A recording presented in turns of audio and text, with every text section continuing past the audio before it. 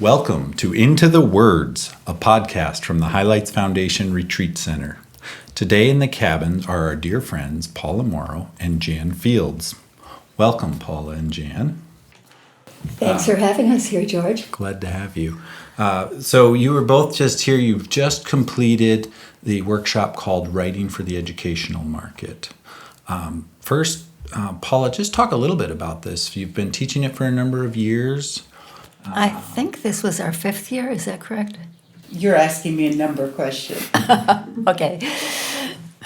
But talk to me a little bit about kind of the layout of the workshop and what happens for the students that attend the Writing for the Educational Market. Well, there are several different components because within the educational market there's considerable variety, but it's all different from trade. Trade is, as you know, when you write something and then start sending it to publishers and hoping that they will like it enough to accept it and send you money. In educational market, you are offering yourself almost as a service. The educational publishers always have work and they're looking for writers, and your goal is to make yourself fit their needs, and then they give you assignments so that when you start writing something, you already have the publisher, and you write whatever it is that they tell you they need. And of course, in order to qualify, you have to show them who you are and what you can do.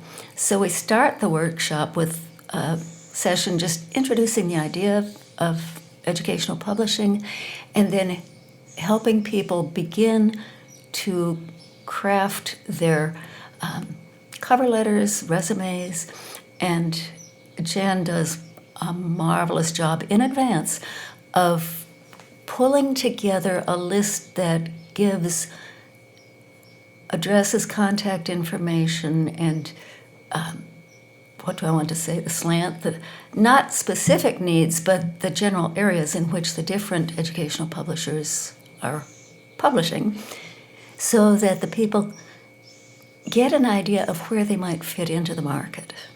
Because every year I do like a 2-week period where I'm just going through all the educational publishers that I know of and just inquiring of them what's going on with you right now, so that I can pass that information on to the people who are in the workshop. So I'm always trying to give market information that's as up to date and as ready as possible.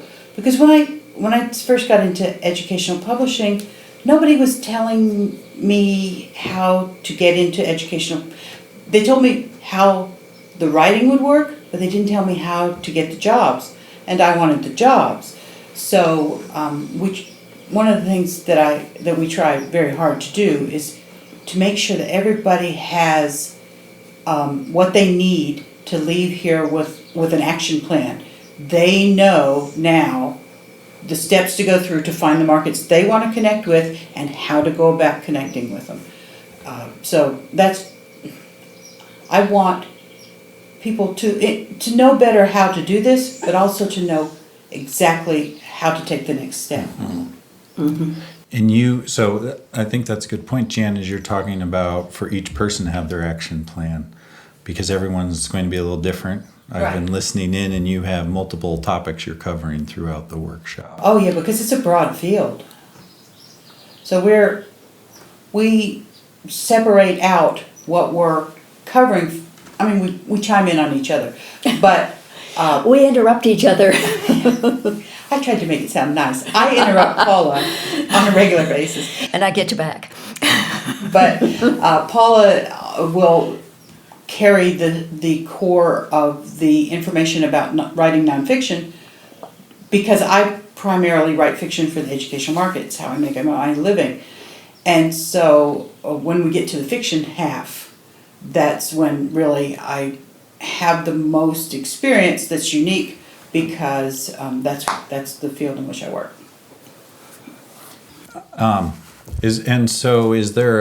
Can you talk about what's different between the educational market and standard trade market from a writer's perspective? Like, does the writer write differently? Yes. In a way, it reminds me of what Highlights does, the magazine. Because everything in Highlights is fun with a purpose. Mm-hmm. And trade sometimes, the purpose behind trade books can be something artistic or beautiful. And it's okay. I mean, it's not that educational publishing doesn't want to be artistic or beautiful, but they also have to do something very specific to support educators in the classroom. So you want to write a piece that's fun because that will make you beloved of educational publishers, that you're able to do that, but it must have a purpose in the classroom. And so part of the workshop must be helping the writers learn to think differently about what the market is looking for from a writing style and perspective. That's correct, yes. And also, well, you mentioned several good examples today. In trade, there's kind of a trend now, people are writing in first person. And in the educational market, you never use first person. It's third person. Okay. Present tense versus past tense. One will fly and the other won't. And shall I say you have to take the workshop to find out which is which? So, and as I've seen in the agenda, you kind of give the overview of the market. You help everyone think about their resumes and cover letters, and it was interesting. I was listening to that part and how there's almost like a specific way to set your resume to make it look right for the educational market. Well, the point of the resume is totally different from what most people think of as resumes. In the educational market, your resume is actually a menu of ways in which the publisher may exploit your skills and experience. So everything that goes on the resume needs to either suggest a way in which they might make use of you, or it's just noise. And you want the publisher to be able to focus on those things that you most want to do. And that sometimes can require just a constant shuffling of your resume to make sure that you're being offered the kind of jobs you want right now, and the resume reflects that by showing what your interests are, what your experiences are. But it's never, they're never looking at it to say, do we want to hire this person or not? They want to hire you because you're right there. It's how do they connect you with something they need? Mm-hmm. And the resume is offering, it's menu items, what they might want to buy off the menu. Here's what I have to offer. Sure. Mm-hmm. Okay. So Paula, you talk about nonfiction, and was there some poetry in there too? I do the poetry session. There is less need for poetry than for fiction and nonfiction, but there are still places that do use and need poetry. So that's a brief session on, I think it's the third day. But we do include that because there are always a few people, and at the beginning of the session I say, if you don't want to write poetry, please go and work on something else. They have lots of writing time during these workshops. Lots of time sitting in class, lots of time listening to us talk and banter, but also time to go away and work on the things that we've been telling them. So, okay, here's a session on preparing a resume. All right, go and do one, and then bring it back and we'll look at it. The workshop includes lots of one-on-one opportunities. Everyone is guaranteed they'll get to talk to each of us at least once. And we have a couple of teaching assistants who are so good. They're really unacknowledged faculty. Mm. And they also spend a lot of time looking at the attendees' works, their writing samples, whatever they want to bring. And they do this in addition to the one-on-ones that Jan and I are providing. And then we also have small group breakout sessions where you might gather with maybe 5 or 6 other people, including either Jan, me, or one of the TAs, so that there is an experienced, knowledgeable person in there with the small group where they can read to each other, respond to each other, and get all the benefits of peer reactions as well as the professional reactions. So is there a writing tip or a prompt or something you do in the workshop that might be shareable to our listeners? They kind of come off the cuff depending on the group. Okay. This time, one of the things, people seem to be very nervous about writing the right thing. And so before they went off one time, I said, it doesn't matter what you write. Your goal is to get something down on that paper. So you've got something to bring us, and then we can talk about it, but don't ever be scared of a blank piece of paper. Just helping them just get sit the down idea and of write something. Just sit down and write. And then you've got something to work with. Do you have a tip, Jan? I think my tip would be to understand that to help you get the energy to make the step you need to do into the field is to understand how this is a field where there's so much need. So just realize educational publishing is such a needy area. And, give yourself, calm yourself down. It's not a scary thing.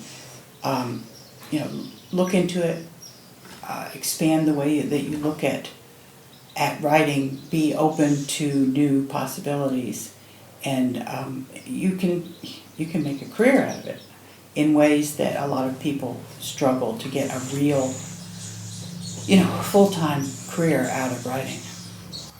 Well, go ahead, Paula, please.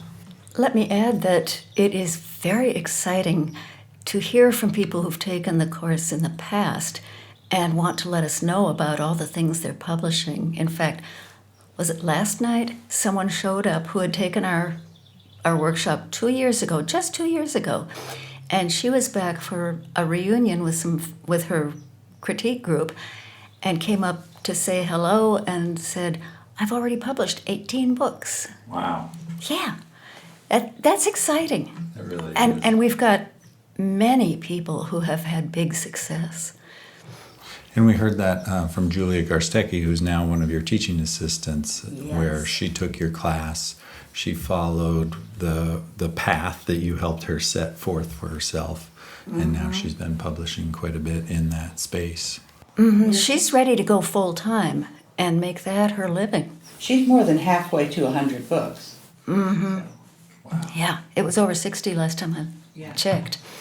Yeah. So just switching gears a little bit, when you're not at the Highlights Foundation teaching writing for the educational market, Paula, tell me a little bit about your career history in the children's publishing world. I sort of stumbled into it by accident because I was a children's librarian. My husband was a writer, and he happened to mention me in a letter to his editor. This was many years ago, and they had an opening and asked if I would like to apply, so I did. And I wound up spending 15 years with the Cricket magazine group, which expanded so it was also Cricket books. And I got a very fast and I think very high quality learning curve to become an editor. And then I went independent and worked for a variety of places. I did some packaging, I did, different kinds of editing and also writing. And then one day I got a phone call from a total stranger who said, I am the new editorial director at Highlights, or director of, what was it? You can splice in the correct title. Okay. But she said that one of the editors here was going to be retiring and would I be interested? Well, of course the answer is, of course. So I happened to be in Honesdale at the time because I was here for a workshop. Workshops bring all kinds of opportunities. And she said, well, when could we do a phone interview? And I said, well, I'm at Boyd's Mills right now. And she said, oh, so am I. So we did my interview on the porch at one of these cabins. And now I am what's the correct term? Contract editor for Hello Magazine. Oh, the baby magazine. And I love Highlights. it. I really love it. Oh, fantastic. Jan, how about you? Tell me a little bit about your career in the children's publishing world. Well, I didn't start off in having anything to do with children. My degree is in journalism, so I started off in newspapers, and I escaped that fairly quickly. And then I wrote for magazines for many years, both adult magazines and kids magazines. And I realized I just always had more fun with kids magazine writing, but there was no way I was going to be able to live on that because there's a lot of competition and there's not a lot of magazines. I was doing well, but I couldn't survive on it. So I thought what I need to get into is some kind of books. And I did some. I had a agent for a while, but it rapidly became obvious that you don't get a living wage off of trade really quickly, and I needed to make an actual living. So I basically told, by then I knew a lot of writers tangentially, mostly because I'm pushy, and then also just throughout having met lots of people. And so I just told people I'm interested in getting into educational publishing because I didn't know how to do it. It wasn't until I was in it that I found out how to do it. It was so much easier than I did. But eventually, because people knew that I was looking for that, when they would get in on a project, they kept me in mind to suggest as another person who could do the project. And so I did over 20 adaptations of classic literature for third grade, down to third grade level for Abdo. And once I did that, I've done a number of series totally unconnected to classic literature for them. And it began to expand outwards as I learned how things work. I began to get more and more work. So I've never done anything cool, like edited a really nifty magazine, but I have been a writer of one sort or another for all my adult life. Wow. That's great. Well, thank you. Thank you both, Paula Morrow and Jan Fields, for coming to be at the Highlights Foundation this week, for sharing everything you've learned about your experiences in writing for the educational market. Thank you for having us. Yeah, thank you for letting us do this. So thank you for joining us in Into the Words, our podcast. We're dedicated to continuing our 35-year history of providing the space, the conversations, and the nurturing that goes into making great stories for children. Thank you for what you do to support the Highlights Foundation, but more importantly, thank you for what you do to support that belief that children are the world's most important people.